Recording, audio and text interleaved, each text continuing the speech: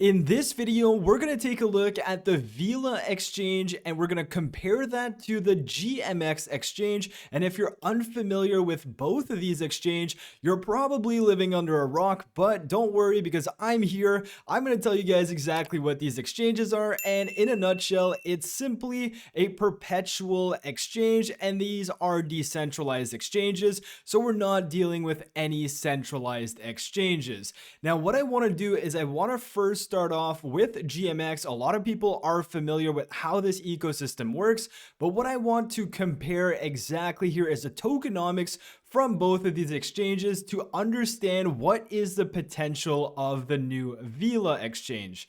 So if we go ahead and we look at the documentation for GMX, it does say that the forecasted max supply is 13.25 million GMX tokens.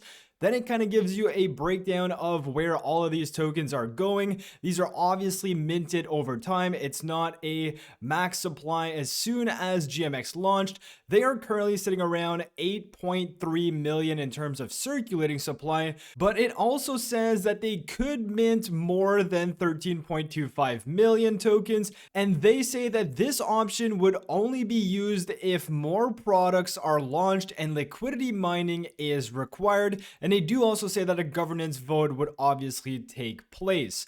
So it's important to keep that in mind because they do have a max supply, but it's not necessarily set in stone. Now, if we take a look at GMX on their dashboard, we can see that they currently have a supply of 8.4 million GMX out there, and that is a market cap of roughly 464 million, with the current price of GMX being around $55.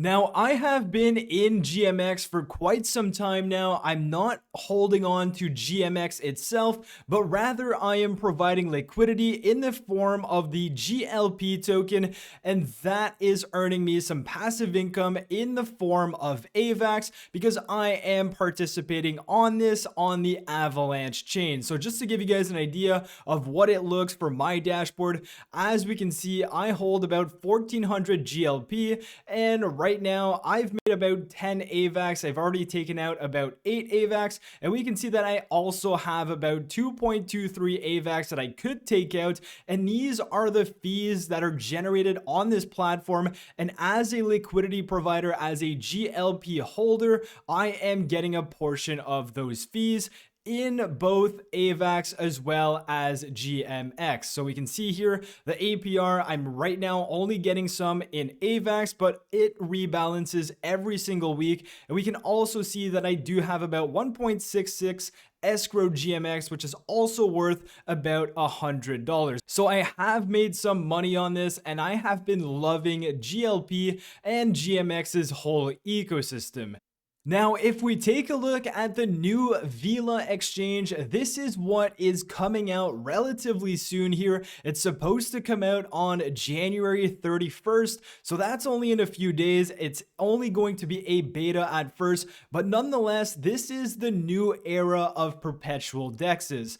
So what I want to do now is I want to compare GMX that many people already know about, and I want to compare it to Vela and point out some of the differences in both of these dexes, because of course both of them are perpetual dexes. They are very similar, but Vela is offering a few new things. So if we take a look at Cam's tweet on Twitter, definitely recommend following him. He has some great insights on a lot of different projects and has been doing a great job on Twitter with providing information. There is going to be a link in the description below to this thread here, but he does an amazing job comparing GMX and the new Vela Exchange. So first things first, on GMX, you are allowed to go all the way up to 50x leverage, and on the Vela Exchange, you're going to be able to go all the way up to 100x.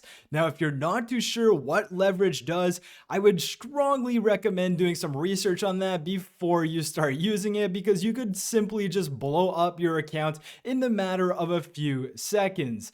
Now, if we continue on here, he says architecture was built from day one from scratch to support any synthetic asset. Now, he also says LP is 100% stablecoin backed, reducing volatility and being delta neutral. Now, if we just take a look at a snapshot of what this trading platform is going to look like, as we can see, everything looks similar to a centralized exchange. As we know, we have the leverage meter here all the way up to 100x. Then you have your take profit, your stop losses, whatever you want to do, whether it's a long position, a short position. You have Ethereum. I do believe there's going to be 3 pairs to start off with. They're going to have Bitcoin, Ethereum, and Doge. I would assume that more and more pairs are going to come as this launches, but this is an overview of what it's going to look like. Now, if we go back to what he said here, he said LP is 100% stablecoin backed.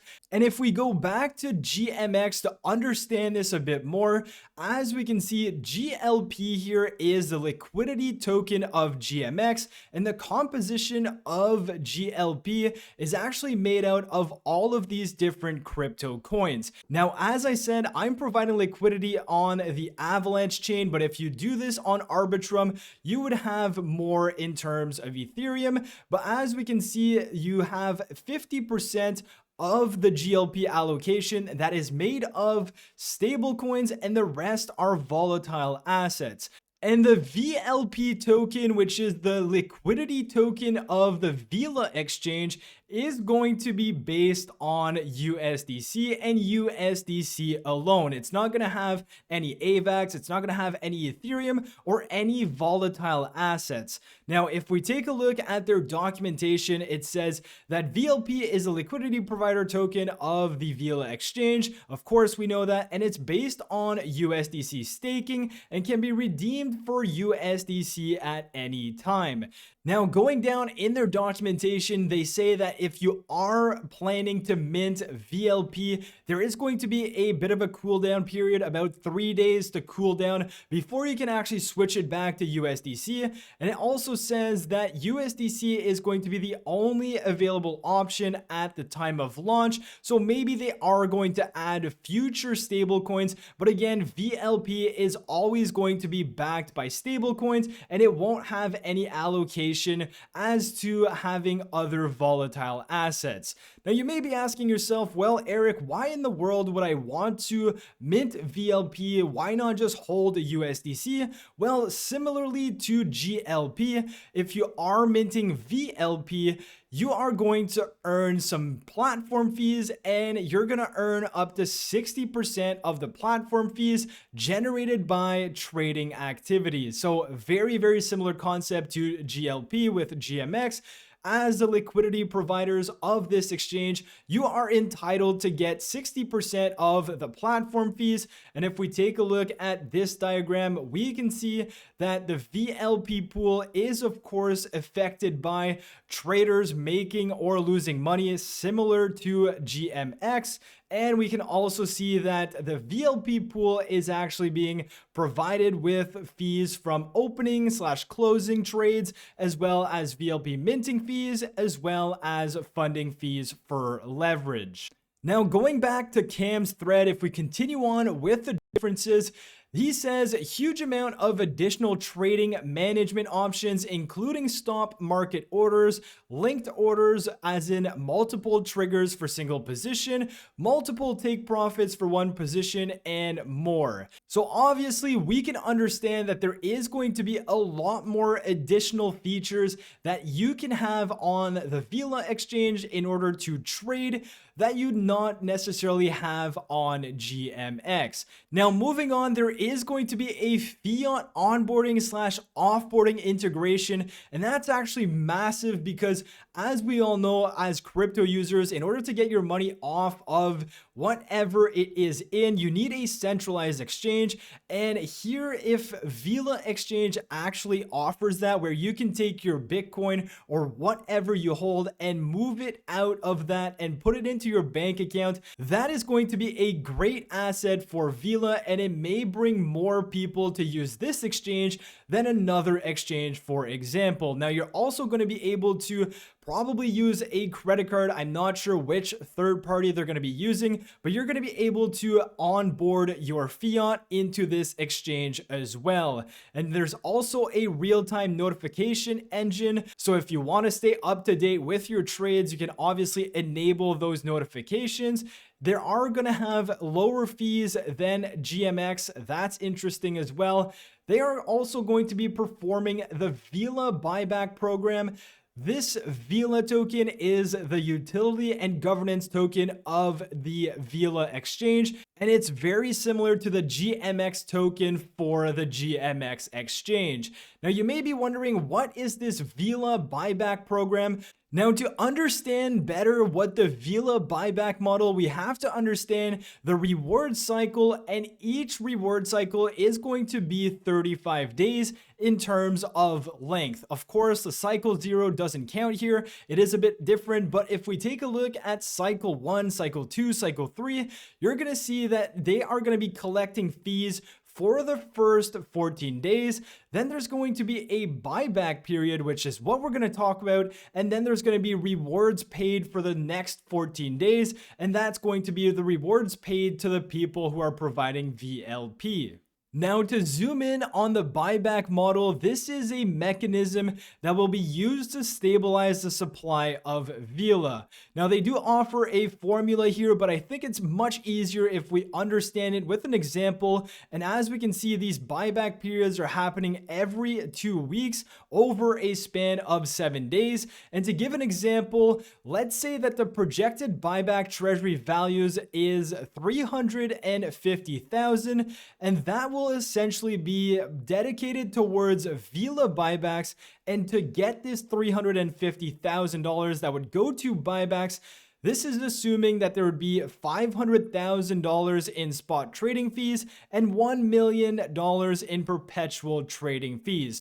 So to continue on with this example, this would mean that $350,000 would be going to buy back the Vela token, and that is literally done in the open market. So that's definitely something interesting and something to take note of. And that the Vela bought back from the market is going to be used as a reserve, which is going to be held in a dedicated wallet to pay rewards for the Vela, for the eVela, as well as for people providing liquidity. So this is a very interesting model. Of course, it all depends on how much this platform is generating in terms of fees. But again, this goes to show that they are going to have a continued buyback of the Vela token.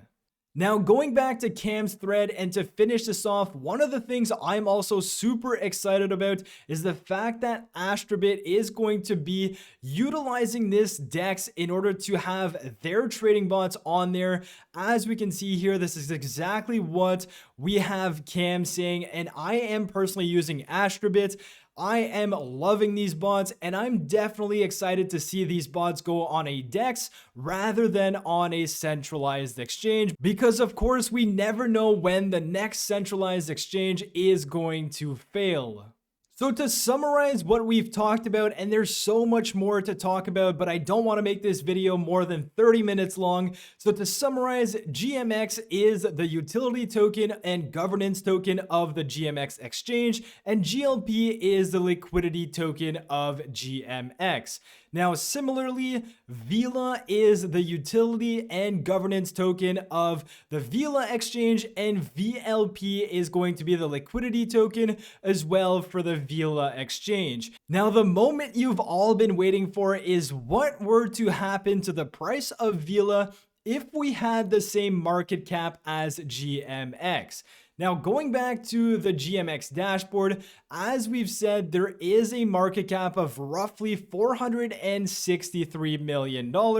And right now, we need to understand what is the distribution of the Vela token, how much are there, and where is all of that going. So as we can see from this graph, we have the allocation of the Vela token and exactly where that is. Now, to understand this a bit better, we have to go and to understand how much and how many tokens are going to be emitted through its cycle through the ecosystem and what is happening there. So the maximum supply of Vela is actually 100 million tokens, but keep in mind, this is not minted on day one. This is going to be emitted throughout the years to come, and it's obviously a lot more than what GMX currently has.